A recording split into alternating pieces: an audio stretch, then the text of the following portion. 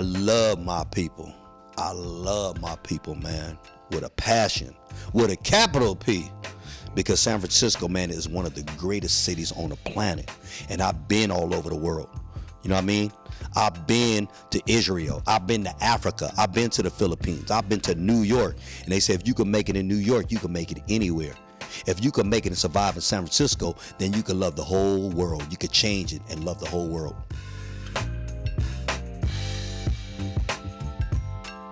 That was Rudy Corpuz of United Playaz. I'm Jeff, and this is Storied San Francisco, a podcast all about the artists, activists, and small businesses that make this city unique. Welcome to episode 4 of season 6 on this show. I've known about United Playaz for some years, predating my time doing this podcast even. Rudy has been on my wish list of guests, especially after Uncle Damien mentioned him and his work back in season 2. I was thrilled to sit down with this inspiring human to hear his life story.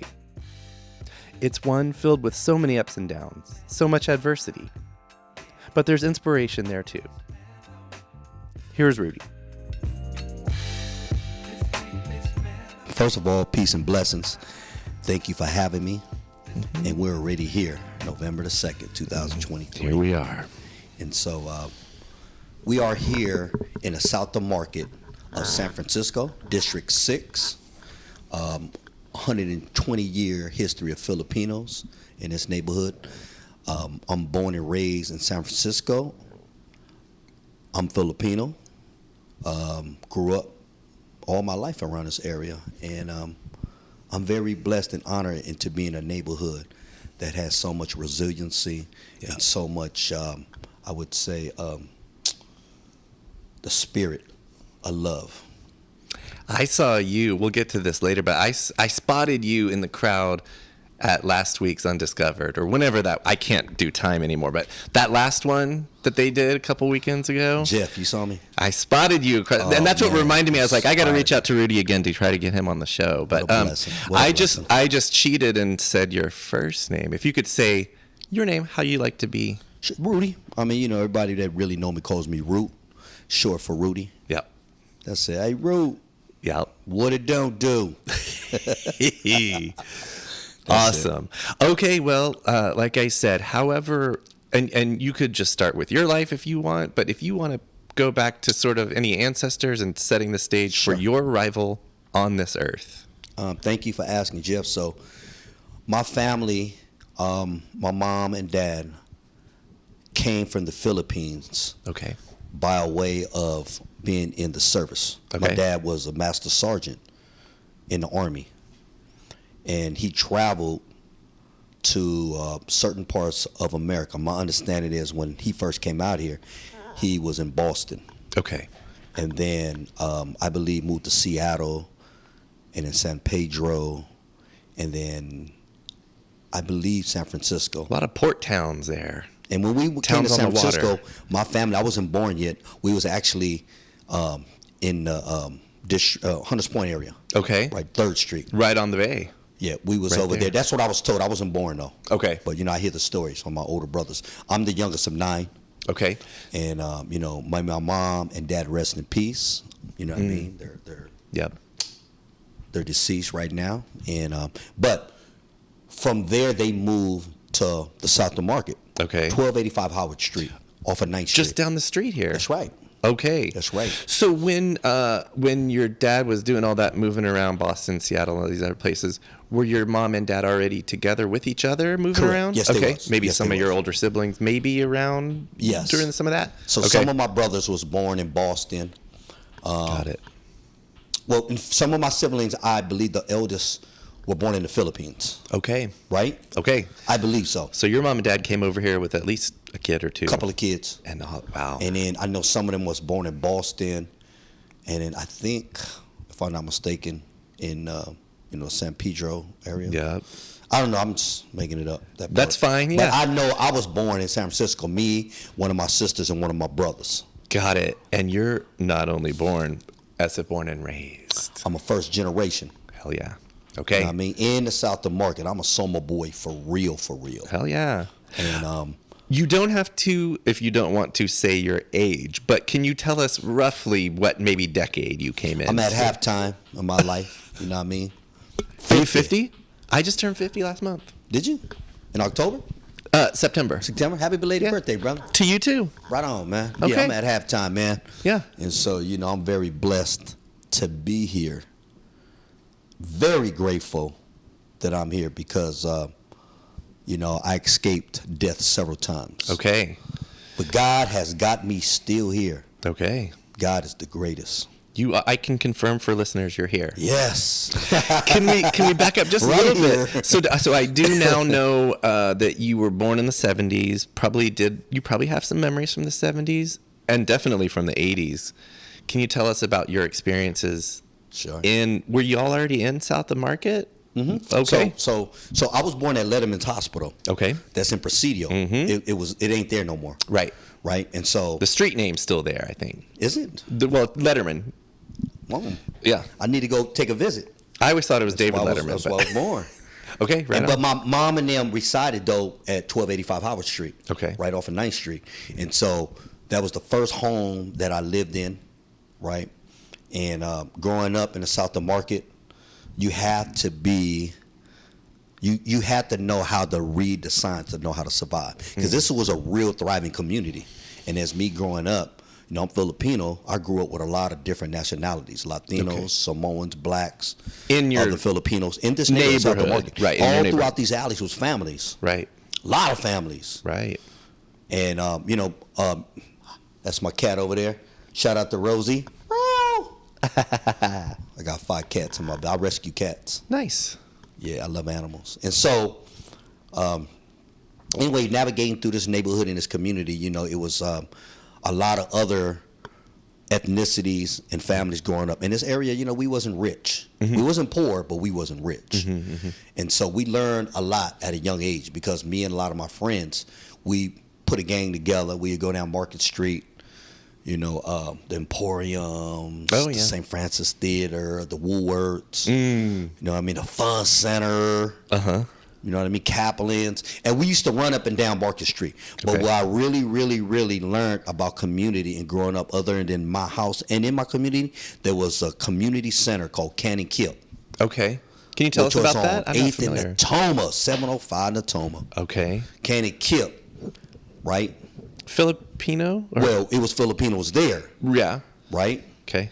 And so there was a Filipino community center called West Bay. Okay. So they was here.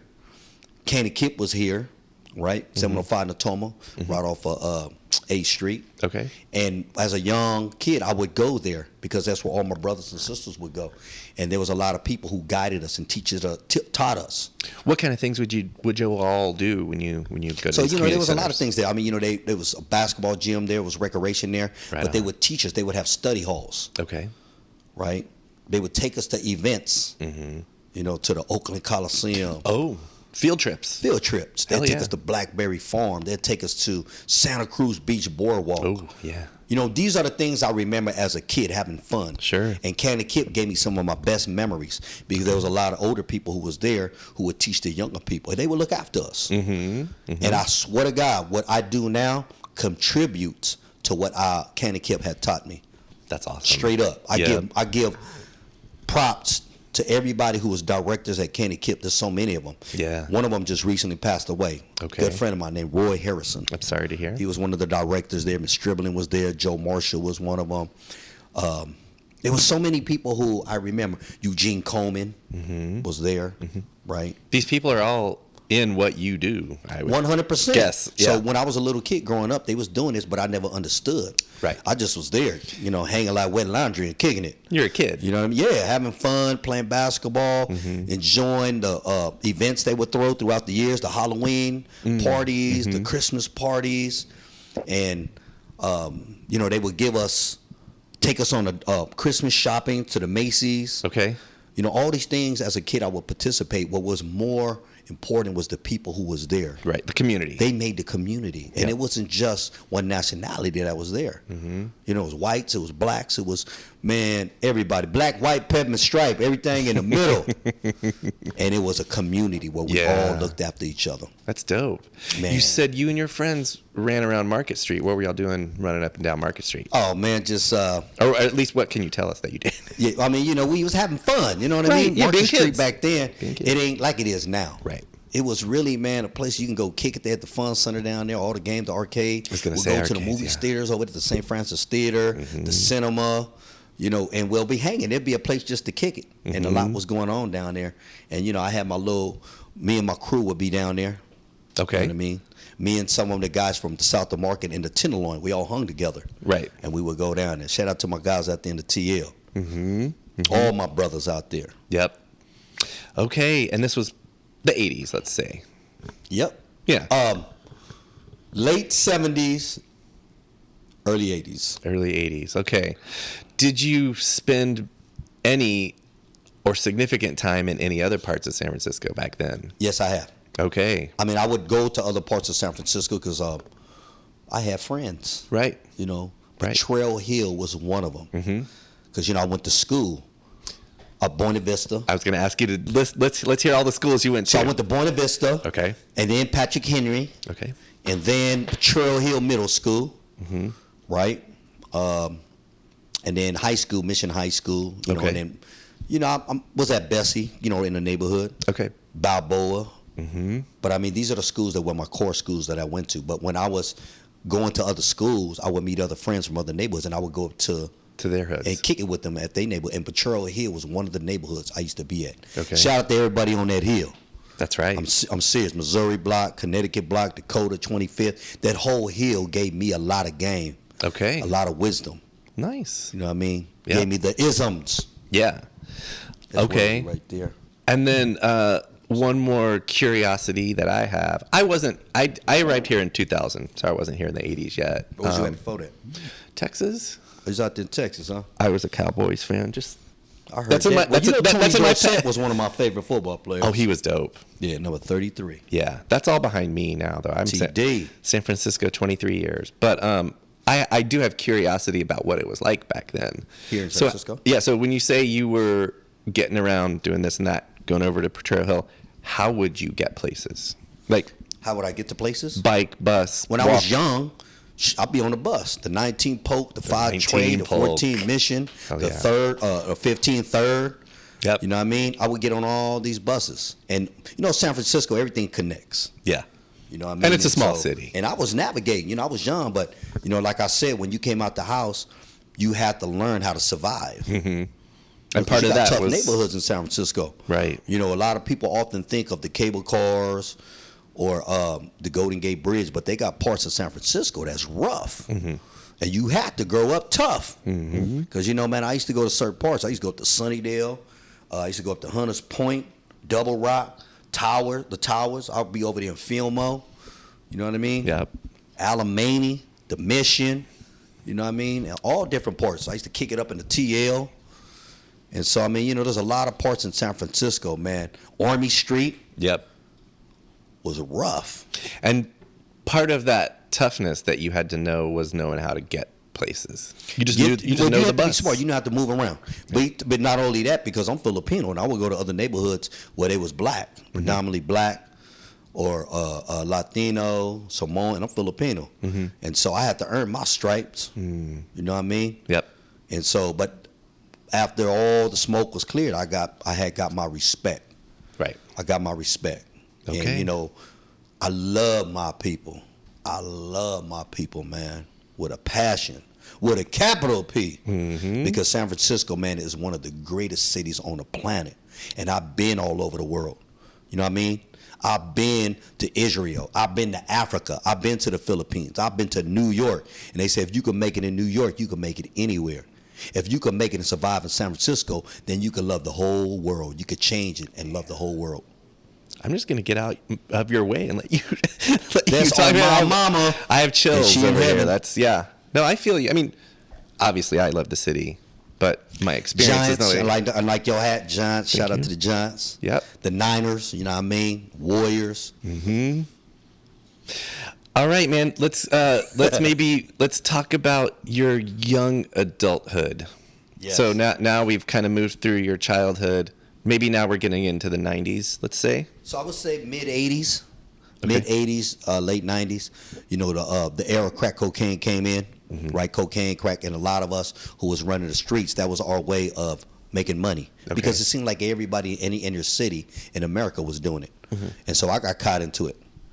And not only I became a good drug dealer, but I became also a good drug user. Okay. And I ended up being one of my own best customers. Okay. And as high as I went up in the game, I came straight down. And everything that I would say that I gained in the game, you know, money, cars, jewelry, apartments, all seemed like overnight was gone. Wow. Yeah.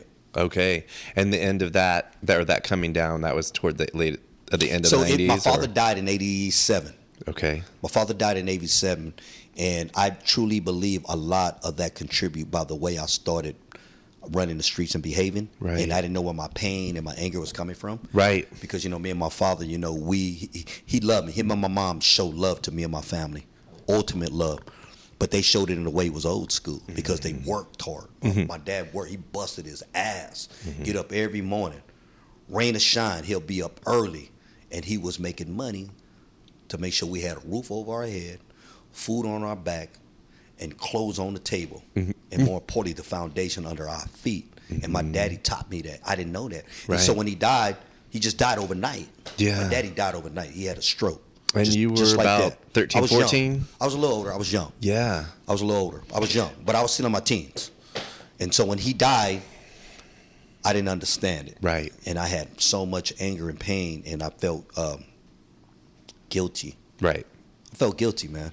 And now, from where we sit, you can look back and kind of see that these things happened because of those things. Straight up. But at the time, you probably didn't know. I was young. And, you know, me growing up equipped. in the hood, right, and being Filipino, we didn't share how we felt. Right. We couldn't tell nobody. You know, Right. I was taught. I was raised by a soldier. Right. My daddy was a master sergeant. You don't Literally. say shit. Yep. You don't speak. You just deal with the pain. Right. You know what I mean? And so I Right. was raised that way. And so when it happened, I didn't even know they had therapists. I didn't know they had people you can talk. I never trusted no counselors in my school. And so I didn't feel comfortable with sharing how I felt. Sure. I didn't even know how to articulate my feelings. Right. You know what I mean? And Right. so I walked around like a time bomb. And what coped to me was drugs. Right. Because, you know, as a young kid, man, I was smoking weed, drinking every now and then. Sure. Snorting a little cocaine. You know what I mean? But that was a part of what we grew up in. But when I had it around me, Crack was so much of it, Crack was different, right? it sure was. Yeah. Captain Kirk was a jerk. One, he was out of work. Yeah. Okay. Well, Flavor so Flav told me. for real. Yeah. So let's talk about your crash, if you will. Yeah. And so I think like in the late 80s after the earthquake, right? So I got busted anyway in 88. I got popped Okay. with a big amount of cocaine, was sent down the county jail, and Juvie or? no, adult jail. Okay, Because, down I was here, in yeah. I was in my late teens. Okay. Right. Anyway, so that happened, and I would go in and out of jail. I would go in it because I was on 3-year probation, but I would go in and out. I would violate and do dumb shit on the streets. You know what I mean? Fighting on the streets, high on the streets. Anyway, I started getting high. And during these times, I started making a lot of bad choices, really bad choices. And I would go to jail behind it. And I was lost. Yeah. You know what I mean? Yep. And so Did you know it? I mean, you figured it out eventually, but eventually, but so when I would go to jail, I would be in there not long enough to find out who I was. Right. Because I would come back out. Right. And the first thing I would do when I get out, I'll go get high. Right.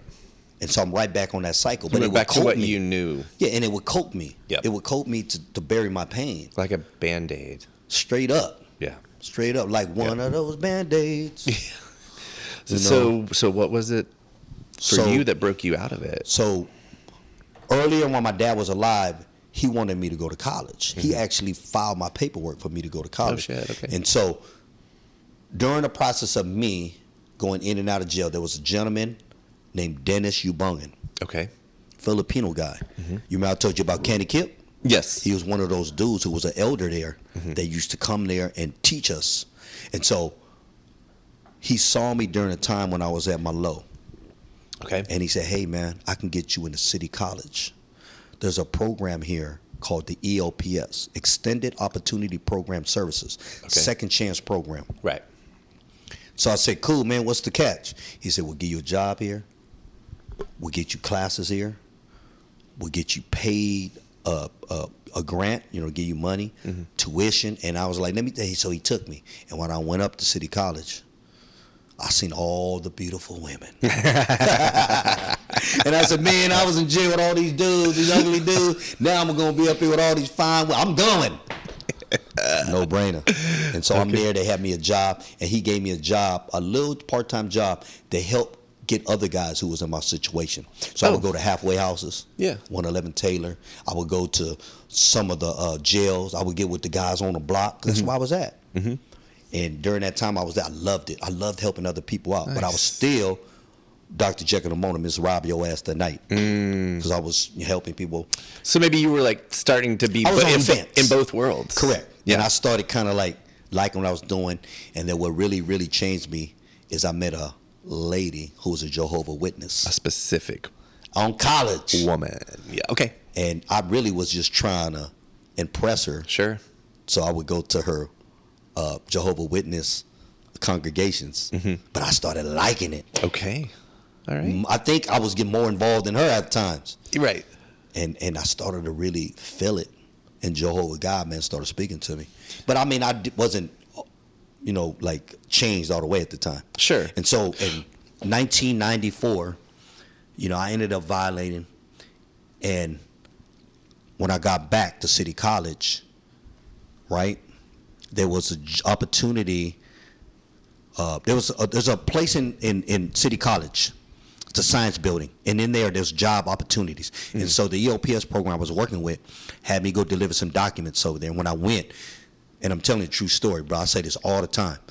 I'm waiting for them to give me the documents so I can walk back to the EOP office. And there was a job board, and it said, Gang Prevention Counselor job, 515 Corley, Bernal Heights Neighborhood Center, Filipino. So they was looking for somebody who was a Filipino gang prevention counselor. Wow. At this location. And I'm looking at it, and I said to myself, I'm Filipino, and I gang bang. I qualify for that. It was like, that's it. That's your 415-206-2140, extension 139. It was a literal sign, but it was also a sign. It was like, a job. It was a sign. It was a sign. And I caught it. Okay. And Mauricio Vela had me come down. May he rest in peace. My brother Mauricio Vela. Okay. Him and Joy Ferguson interviewed me. They asked me a couple of questions. You have been locked up. I was kind of like reluctant to answer it because every time I said it, I would not get the job. Because I was a felon. Right. So I told him the truth. And Okay. I said, yes, I've been to jail. He said, cool. Then he said, you know how to speak Filipino? I lied. I said, yep. You're hired. So the truth and a lie. There you go. Got you in. And so my job, now you got to remember now, Bernal Heights is in District 11. I'm from District 6. You know what I mean? I used to travel around Frisco. So they asked me, your job is to go find all the Filipino gang members. Like so all I knew over, they was at. All over town? In District 11. Just in District 11. Because Bernal Heights was serving, Bernal Heights was a nonprofit organization, 515 Cortland. So I knew where to go. Balboa High School. Went to Balboa High School. It was off the hook, chaotic. Everybody fighting them damn near every day. Yeah. Side shows in front. And there was a lady who was a principal, but she was Filipino, named Miss Monta Virgin. Okay. She said, I need your help. Because I was up there. I'm Filipino. She didn't know, man. Like, I didn't work there at the school. I worked at the nonprofit. Right. But I would go there, and showing up, a big riot broke off between blacks and Filipino October 8, 1994. When you're there? Yeah. Okay. And so big fight ensued. Right? After the fight, blacks and Filipinos were getting jumped. They was either jumping each other. And then Samoans and Latinos got together, fought the blacks. And we sat down. I was able to get all these brothers at the table with the help of other adults there, sure, in administration, yeah, and some kids who was running other programs up there, and we got all these guys in a room together, and they came up with all the solutions to stop the violence. The kids who it came from them.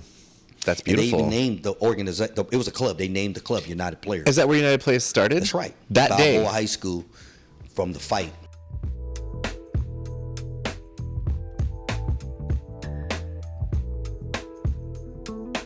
That was Rudy Corpuz of United Playaz. Check back next week for part 2, which drops Tuesday wherever you get podcasts. Music for Storied San Francisco was produced, performed, and curated by Otis McDonald. Aaron Lim of Bitch Talk Podcast is our contributing producer. And the show is produced and hosted by me, Jeff Hunt. Now in our 6th season, we have more than 200 episodes available on our website, storiedsf.com, or wherever you listen to podcasts. If you're able to, please rate and review the show, and drop us a line at storiedsf@gmail.com. Thanks for listening. Keep rejecting those silly doom loop narratives about our city. Stay wacky, weird, healthy, and creative.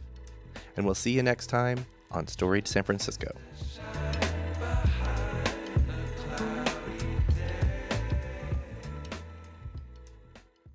We acknowledge and respect the first humans of the unceded land we call San Francisco, the Ramaytush Ohlone. We condemn the genocide of these and other tribes across the Western Hemisphere. We honor their legacy and history, and we support rematriation and sovereignty efforts. This podcast is a proud member of the BFF.FM podcast network. Learn more at podcast.bff.fm. BFF.FM, best frequencies forever.